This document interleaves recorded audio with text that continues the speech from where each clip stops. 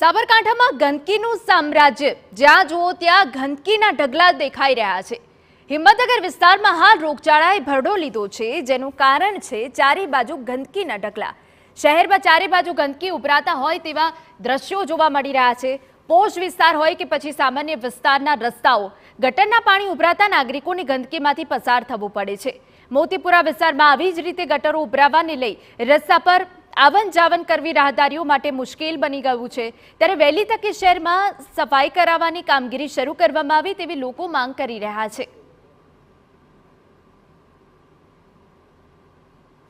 હિંમતનગર શહેરમાં નગરપાલિકા દ્વારા સ્વચ્છતાની તો વાતો કરવામાં આવે છે, પરંતુ હિંમતનગરના કોઈપણ ખૂણામાં ફરવામાં આવે તો ગંદકીના ઢગલા જોવા મળતા હોય છે। આ એક દ્રશ્ય બતાવી જાણે કે ઉદાહરણ હોય હિંમતનગરની ઓળખનું, તે પ્રકારનું જોવા મળી રહ્યું છે। જે પ્રકારે આ રસ્તા ઉપર જોઈ શકાય છે કે આ ગંદકીમાંથી લોકોએ પસાર થવું એ જાણે કે મુશ્કેલ તો છે જ, પણ આસપાસના વિસ્તારના માટે રોગચાળાનું જાણે કે આ પ્રકારનું મુખ્ય કેન્દ્ર પણ બનતું હોય છે અને હાલમાં હિંમતનગરમાં રોગચાળો પણ વ્યાપક વકરી ચૂક્યો છે। વાત કરીશું સ્થાનિકો સાથે। બેન, આ કેવી પરિસ્થિતિ છે અને આ પરિસ્થિતિ માટે શું કર્યું અત્યાર સુધી? અહીંયા પરિસ્થિતિ એવી છે કે જે અહીંયા રાજ રેસિડન્સ કરીને ફ્લેટો છે, અહીંયા જીઆઈડીસી એરિયા છે અને અહીંયા આજુબાજુ આંગણવાડી છે, પણ મંદબુદ્ધિના બાળકો પણ છે અને અમે પણ અહીંયા રહીશો છીએ। અમારે 64 મકાન છે અહીંયા ફ્લેટમાં અને આજુબાજુ મેં કેટલા બધા મકાનો છે। એમ લગભગ શું કરી આના માટે તમે? રજૂઆત એવી કરી છે, અમે કલેક્ટર પાસે ગયા, નગરપાલિકામાં ગયા, પછી આરોગ્ય ખાતામાં ગયા, બધે જ ગયા છે કે આ પાણીનો નિકાલ લાવો અને અમને આ સમસ્યાથી રોગચાળામાંથી મુક્ત કરો। તો નગરપાલિકાવાળા એવું કહે છે કે આજે કરશું, કાલે કરશું, એમ કરીને 4 મહિના થઈ ગયા, એનો કોઈ નિકાલ જ નથી। અહીંયા એટલી બધી ગંધ આવે છે કે બાળકો પણ શું નીચે નહીં આવી શકતા। તમે કેવી પરિસ્થિતિનો સામનો કરો છો? શું આમાંથી ત્રાસ ભોગવી રહ્યા છો? અમારે બી બાળકો બીમાર થઈ ગયા હતા, હું પછી મારા હસબન્ડ, અમે આખું ઘર બીમાર થઈ ગયા હતા, બોટલો બી ચઢાવી, બહુ બીમાર થઈ ગયા હતા। અત્યારે થોડું સારું છે, પણ આના લીધે મચ્છરોનો ઉપદ્રવ બહુ વધી ગયો છે। આપે શું અત્યાર સુધીમાં કોઈ રજૂઆત કરી કે આનાથી કોઈ ત્રાહીમામ પોકારી ગયો હોય, પરેશાન થયો, શું કર્યું? અને કોઈ અહીં શું સાંભળવા માટે કોઈ આવે જ ખરું?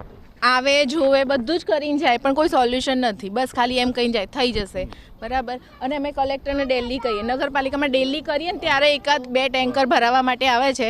જો અમે ફોન ના કરીએ, મેસેજ ના કરીએ તો કોઈ જ નથી આવતું।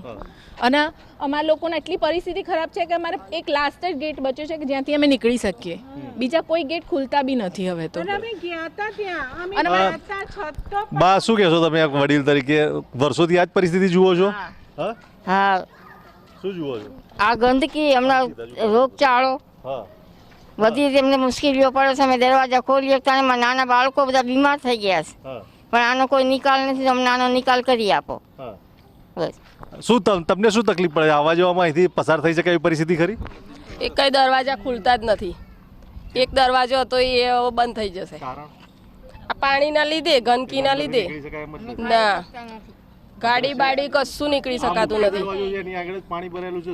મેન દરવાજો જ વચ્ચે છે, ત્યાંથી તો 4 મહિનાથી દરવાજો બંધ છે। સોસાયટી વાળા છે એ બધા કંટાળ્યા છે હવે તો। બેન, તમે ક્યાં રહો છો?